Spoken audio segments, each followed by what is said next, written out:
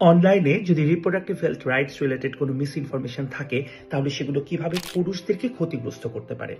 প্রথমত, পুরুষেরা বুলিং এর ভয়ে সেবাটা গ্রহণ করেন না বা তারা মিস ইনফরমেশনের কারণে নিজেকে দূরে রাখেন। কিভাবে বলছি, কোন এক নব্য বিবাহিত পুরুষ তিনি অনলাইনে পোস্ট করেছিলেন কন্ট্রাসেপশন নিয়ে। তার নিচে যে নেগেটিভ কমেন্ট এবং বুলিং গুলো শুরু হয়ে গেল, তিনি পোস্টটা ডিলিট তো করেই দিলেন এবং পরবর্তীতে তিনি কিন্তু সেবাটাও গ্রহণ করেননি, তিনি তথ্যগুলো আর কোথাও সিক করেননি। যখন তিনি পরবর্তীতে ডাক্তারের সাথে কথা বলেছেন তখন আমরা জানতে পেরেছি যে ভুল তথ্যগুলো কিভাবে তার দাম্পত্য জীবনটাকে বাধাগ্রস্ত করেছে। সো এই যে এরকম অসংখ্য উদাহরণ আমাদের সামনে আছে। যখনই কোনো একজন পুরুষ রিপ্রোডাক্টিভ হেলথ রিলেটেড কোনো ধরনের কোনো তথ্য চায়, তাকে মনে করিয়ে দেওয়া হয় এটা শুধুমাত্র নারীদের ইস্যু, এবং সেই জায়গা থেকে কিন্তু তারা সেবাটা গ্রহণও করছেন না এবং ভুল তথ্যটাই অনেক সময় তাদের মধ্যে থেকে যাচ্ছে। দ্বিতীয়ত যদি আমি বলি, সেটা হচ্ছে যে টক্সিক মাস্কুলিনিটিকে প্রমোট করে এই মিস ইনফরমেশন গুলো। আমরা যদিও এখন টক্সিক মাস্কুলিনিটি বা যেই পুরুষতান্ত্রিকতার যে নেগেটিভ দিকটা, সেটাকে আমরা এখন এই টার্মটাই আমরা ব্যবহার করছি না, তারপরেও কিভাবে সেটাকে প্রমোট করে এই ভুল তথ্য সেটা একটু বুঝিয়ে বলি।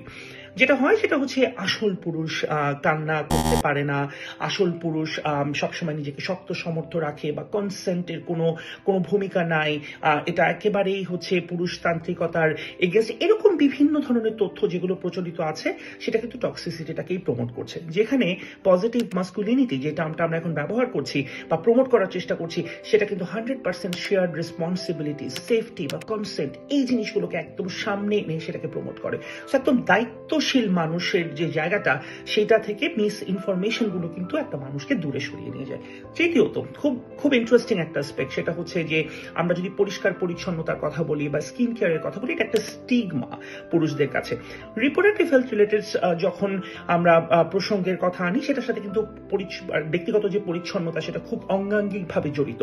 পুরুষেরা যেটা মনে করেন, এবং অনেক পুরুষরা কিন্তু এটা বিভিন্ন তার যে সার্কেলটা, পুরুষতান্ত্রিক যে সার্কেলটার মধ্যে থাকেন, সেখানেও তারা এটা জানতে পারেন বা শুনতে পারেন যে এই তথ্যগুলো পরিষ্কার পরিচ্ছন্নতার জায়গাটা শুধুমাত্র নারীদের জন্য। এবং আমরা যে অনলাইন অ্যাডভার্টাইজমেন্ট গুলো দেখি, সেখানেও কিন্তু স্কিন কেয়ারকে দেখানো হয় যেটা নারীদের জন্য রেস্ট্রিক্টেড। তাহলে যেটা হচ্ছে যে পুরুষেরা এমন একটা সময় ডাক্তারের কাছে যাচ্ছেন যখন হয়তো ইনফেকশনটা অনেক বেশি বেড়ে গেছে বা একটা আনট্রিটেড কোনো একটা কন্ডিশন নিয়ে তারা উপস্থিত হচ্ছেন, এবং হিস্ট্রি নিলে দেখা যাচ্ছে যে তারা হয়তো সেবাটা নেননি, তার কারণ তারা মনে করেছেন যে পরিষ্কার পরিচ্ছন্নতা বা একদম যে ব্যক্তিগত পরিচ্ছন্নতার জায়গাটা, সেটা নারীদের জন্য রেস্ট্রিক্টেড। সো এই জায়গাগুলো যদি আমরা চিন্তা করি, আমাদেরকে এটা কিন্তু 100% মাথায় রাখতে হবে যে সুস্থতার জন্য যেমন পরিষ্কার পরিচ্ছন্নতার কোনো বিকল্প নেই, প্লাস আত্মবিশ্বাসী একজন মানুষ মাত্রই কিন্তু তিনি পরিচ্ছন্ন একজন মানুষ।